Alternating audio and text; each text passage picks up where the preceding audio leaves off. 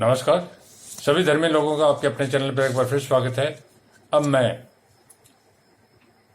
गीता पर वचन करूंगा, कृपया ध्यानपूर्वक सुने और अपने ज्ञान को उत्तरोत्तर परमात्मा की तरफ बढ़ाएं। परमात्मा की महिमा, सामर्थ्य और अनुग्रह प्राप्त करने का एकमात्र यही उपाय है, तो कृपया ध्यानपूर्वक सुने और परमात्मा के नज़दीक बने रहें। क्लेबयम मा समय गमे पार्थ नेतृत्व यु पद्धते क्षुद्रम हृदय दौर्बल्यम तय कवताष्ट्रनिष्ठ प्रंतम। अर्थात प्रथा का मतलब कुंती के पुत्र होने से अर्जुन का नाम पार्थ भी है। अर्थात महाभारत के युद्ध में और गीता के उपदेश में भगवान श्री कृष्ण ने अर्जुन को संबोधन के रूप में पार्थ ही ज्यादा बोला है। पार्थ संबोधन भगवान की अर्जुन के साथ प्रियता और घनिष्ठता का द्योतक है। गीता में भगवान ने 38 बार पार्थ संबोधन का प्रयोग किया है। अर्जुन के अन्य सभी संबोधनों की अपेक्षा पार्थ संबोधन का अधिक प्रयोग हुआ है। इसके बाद सबसे अधिक प्रयोग कौन्तेय अर्थात कुंती के पुत्र संबोधन का हुआ है, जिसकी आवृत्ति महाभारत में कुल 24 बार हुई है। भगवान को अर्जुन से जब कोई विशेष बात कहनी होती है या कोई आश्वासन देना होता है या उनके प्रति भगवान का विशेष रूप से प्रेम उमड़ता है, तब भगवान उन्हें पार्थ कहकर पुकारते हैं। इस संबोधन के प्रयोग से मानो वे स्मरण कराते हैं कि तुम मेरी बुआ प्रथा कुंती के लड़के तो हो ही साथ मेरे प्यारे भक्त और सखा अर्थात दोस्त भी हो। अतः मैं तुम्हें विशेष गोपनीय बात बताता हूं और जो कुछ भी कहता हूं सत्य तथा केवल तुम्हारे हित के लिए कहता हूं। वीरता का भाव जागृत करने के लिए भगवान अर्जुन को पार्थ नाम से संबोधित करते हैं। तात्पर्य है कि अपने में कायरता लाकर तुम्हें माता की आज्ञा का उल्लंघन नहीं करना चाहिए।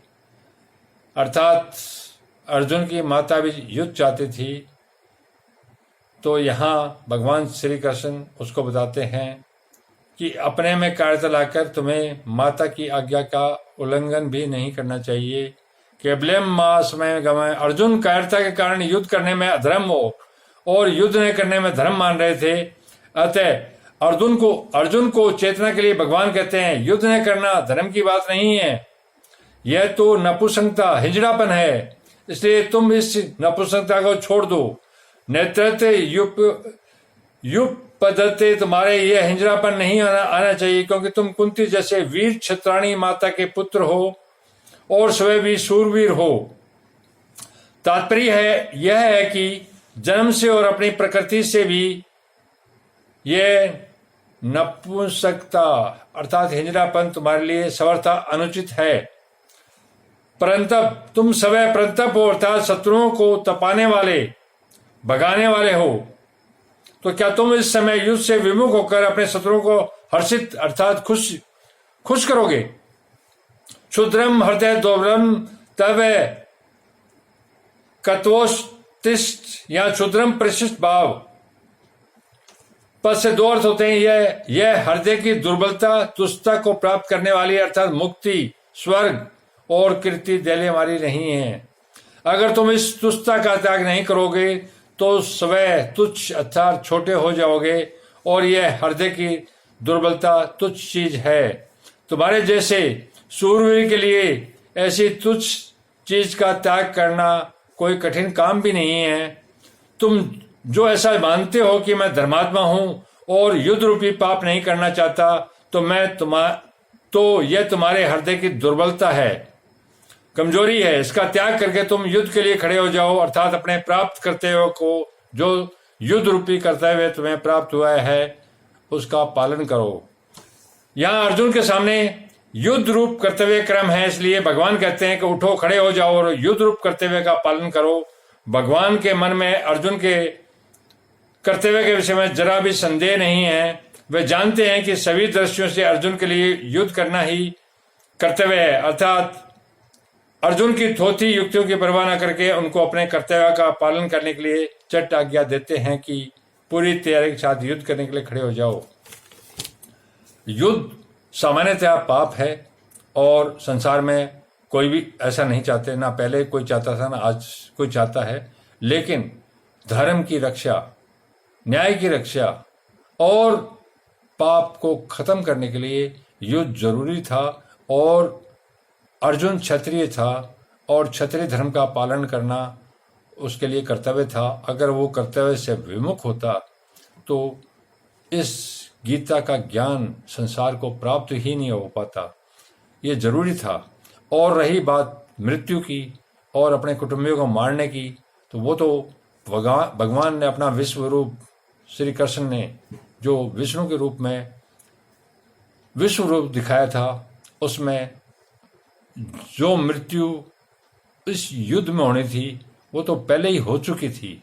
तो परमात्मा ने कहा कि तू इनको मार या मत मार, ये तो मर चुके हैं। इसलिए एक ही संकल्प लेके भगवान श्री कृष्ण उससे युद्ध करवाना चाहते थे और क्योंकि इसके अलावा कोई चारा नहीं था। जब जब धर्म की हानि होगी मैं आऊंगा, इस वचन को पूरा करने के लिए, क्योंकि धर्म की बहुत हानि हो चुकी थी और जब हानि हो चुकी थी तो उस अधर्म का नाश करना था और धर्म का राज्य स्थापित करना था। श्री कृष्ण के सामने बहुत बड़ी समस्या थी। इस समस्या का अर्जुन तो निमित्त मात्र था, एक मोहरा था। ये काम तो ऑटोमेटिक भी हो जाए, लेकिन परमात्मा जब भी कोई इस तरह की घटना करता है और तो वो किसी को निमित्त बनाता है कि मैं उसके थ्रू ये काम कराऊंगा, तो कृपया इसको अन्यथा न ले और लगातार आप मेरे साथ आप अपने चैनल पर बने रहें। हम लगातार गीता की अमृतमय ज्ञान के साथ परमात्मा की ओर लगातार बढ़ते रहेंगे। धन्यवाद। शुभ रात्रि।